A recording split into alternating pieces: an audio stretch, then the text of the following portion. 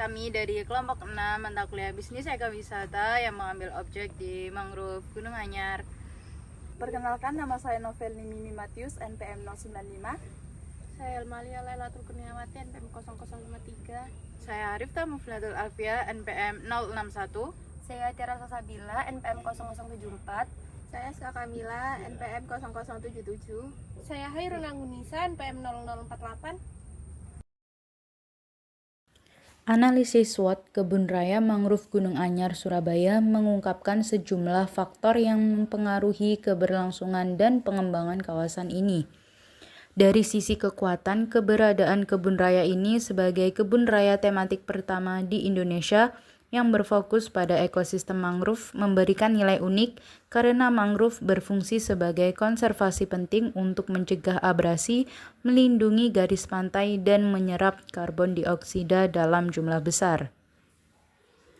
Namun, di sisi kelemahan, tantangan utama terletak pada ketergantungan anggaran yang tinggi pada APBD, di mana pengelolaan dan pengembangan harus mendapat persetujuan dari pemerintah pusat dan instansi terkait.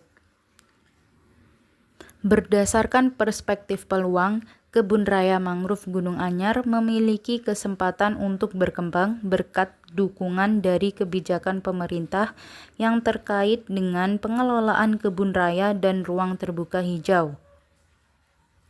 Namun, di sisi lain, terdapat ancaman yang perlu diwaspadai, seperti ketergantungan pada pendanaan pemerintah yang dapat berfluktuasi dan degradasi lingkungan akibat perubahan iklim. Ancaman ini dapat mengurangi efektivitas fungsi konservasi mangrove serta mempengaruhi daya tarik kawasan tersebut di tengah persaingan dengan destinasi wisata lain di Surabaya. Dalam aspek bisnis ekowisata terdapat organisasi dan produk pasar. Organisasi dan produk pasar memiliki peran yang berbeda namun saling melengkapi dalam pengelolaan ekowisata mangrove Gunung Anyar. Organisasi merupakan entitas yang bertanggung jawab atas pengelolaan, pengembangan, dan pengawasan kawasan wisata. Contohnya adalah Dinas Pariwisata yang berfokus pada pengembangan destinasi, Dinas Lingkungan Hidup yang menjaga kelestarian ekosistem, serta BUMDes yang memberdayakan masyarakat lokal dalam pengelolaan kegiatan wisata.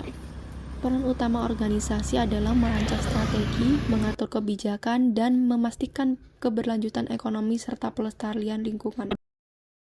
Sementara itu, produk pasar adalah hasil konkret dari pengelolaan kawasan yang ditawarkan kepada wisatawan untuk menciptakan pengalaman dan memberikan nilai ekonomi.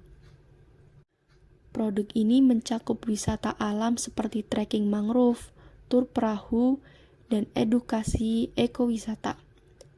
Lalu kemudian terdapat kuliner lokal seperti sirup serta kerupuk, serta kerajinan tangan berbahan lokal. Selain itu, jasa khusus seperti fotografi prewedding, glamping, dan program CSR. Serta inovasi digital seperti aplikasi interaktif juga menjadi bagian dari produk pasar. Dengan demikian, organisasi memastikan kawasan dikelola secara strategis, sementara produk pasar menjadi daya tarik utama yang mendukung keberlanjutan ekosistem dan perekonomian masyarakat. Zonasi pada Kebun Raya Mangrove Gunung Anyar dibagi menjadi beberapa kawasan dengan tujuannya, yaitu yang pertama, zonasi konservasi dengan tujuan melindungi dan menjaga ekosistem mangrove yang ada. Zonasi ini akan difokuskan pada upaya konservasi dan restorasi habitat mangrove yang sudah ada serta menjaga keberlanjutan lingkungan. Kegiatannya yaitu menanam mangrove, monitoring pertumbuhan dan kesehatan mangrove, serta pemeliharaan ekosistem yang mendukung keberlanjutan spesies mangrove. Yang kedua yaitu zonasi edukasi dan penelitian. Tujuannya menyediakan fasilitas untuk pendidikan dan penelitian tentang ekosistem mangrove serta pentingnya konservasi. Kegiatannya yaitu laboratorium, area edukasi dengan papan informasi, dan jalur-jalur penelitian untuk mahasiswa atau peneliti. Ini juga bisa loh untuk mencakup pelatihan bagi masyarakat atau pengunjung yang tertarik dan belajar lebih dalam mengenai mangrove.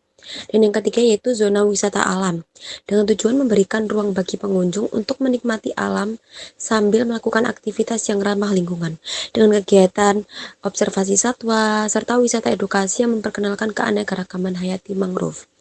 Yang keempat yaitu zonasi infrastruktur dan fasilitas pendukung, dengan tujuan menyediakan sarana dan prasarana yang mendukung kenyamanan dan kebutuhan pengunjung. Kegiatan yaitu pembangunan area parkir, pusat informasi, toilet, tempat duduk, dan fasilitas lainnya yang mendukung operasional kebun raya mangrove Gunung Anyar ini. Yang kelima yaitu zonasi pengelolaan sumber daya alam, dengan tujuan mengelola sumber daya alam di sekitar kawasan mangrove dengan pendekatan yang berkelanjutan. Kegiatannya yaitu pengelolaan sumber daya alam untuk mendukung perekonomian lokal seperti manfaatan hasil hutan kayu yang dapat dimanfaatkan secara lestari atau budaya ikan dan kerang secara ramah lingkungan. Adapun daya dukung pada kebun raya mangrove Gunung Anyar yang merujuk pada kemampuan lingkungan untuk mendukung kegiatan yang ada tanpa merusak ekosistem atau mengurangi kualitas lingkungan hidup. Yang pertama yaitu kemampuan ekosistem mangrove untuk menyerap wisatawan. Perlu memastikan bahwa jumlah wisatawan yang datang tidak melebihi kapasitas ekologis kawasan. Hal ini dapat diukur dengan menghitung jumlah pengunjung yang dapat beraktivitas di area tertentu. Yang kedua yaitu ketersediaan sumber daya alam, seperti air, tanah, dan keanekaragaman hayati. Untuk itu, pengelolaan yang berkelanjutan sangat penting untuk menjaga kualitas air dan tanah di sekitar mangrove. Yang ketiga yaitu kemampuan infrastruktur untuk mendukung aktivitas, seperti jalan, jembatan, dan fasilitas lainnya perlu diperhitungkan agar mampu menampung volume pengunjung yang datang tanpa merusak kawasan dan menjaga kenyamanan serta keselamatan pengunjung. Yang keempat yaitu partisipasi dan kesadaran masyarakat. Salah satu daya dukung yang penting adalah kesadaran masyarakat ini, pentingnya konservasi mangrove. Program edukasi yang melibatkan masyarakat setempat dalam kegiatan konservasi, penelitian, dan pengelolaan kawasan dapat meningkatkan daya dukung kebun raya loh. Yang kelima, yaitu ketersediaan tenaga kerja dan manajemen. Daya dukung lainnya yang terkait dengan sumber daya manusia yang terlatih dan pengelolaan yang efektif. Pengelolaan yang efisien dan berbasis pada prinsip keberlanjutan menjadi kunci untuk menjaga daya dukung jangka panjang. Tenaga kerja yang kompeten dan mengelola kegiatan konservasi, pendidikan, dan pengembangan wisata akan sangat mendukung keberhasilan rencana bisnis. Selanjutnya, rencana bisnis model kanvas atau yang biasa disingkat BMC. BMC ini sering digunakan untuk menjelaskan cara perusahaan berinteraksi dengan pemasok, mitra, dan pelanggan, serta untuk menggambarkan tujuan perusahaan dalam menciptakan, menyediakan, dan mendapatkan nilai. Berikut BMC wisata hutan mangrove Gunung Anyar. Yang pertama, mitra kunci atau key partner-nya yaitu sekolah, pemerintah, dan komunitas. Kemudian yang kedua, terdapat kegiatan utama, yaitu perawatan fasilitas dan tanaman, kemudian tour guide, dan melakukan konservasi. Selanjutnya, sumber daya kunci, yaitu sumber daya manusia, infrastruktur, sumber daya alam, pengetahuan, dan inovasi. Untuk selanjutnya, nilai layanan atau keunggulan atau biasa disebut value proposition, yaitu pendidikan lingkungan, fasilitasnya lengkap, tiket murah, keindahan alam mangrove, serta persewaan perahu.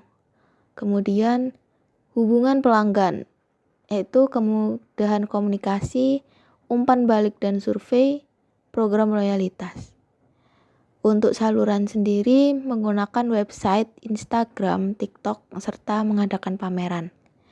Kemudian pelanggan atau customer segmentnya yaitu pelajar, mahasiswa, keluarga, pendidik, masyarakat lokal. Kemudian pendapatan atau revenue stream. Yang pertama workshop, kemudian merawat tanaman, kelas edukasi secara offline, kegiatan komunitas, pameran, dan festival. Dan yang terakhir terdapat biaya atau cost contractor. Yang pertama workshop seharga 20.000, merawat tanaman 5.000, kelas edukasi offline 15.000, pameran dengan harga free. Kemudian yang terakhir festival dengan harga 10.000.